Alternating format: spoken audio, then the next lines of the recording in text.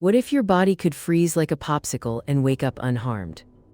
In North America, wood frogs do this every winter, freezing up to 65% of their body water.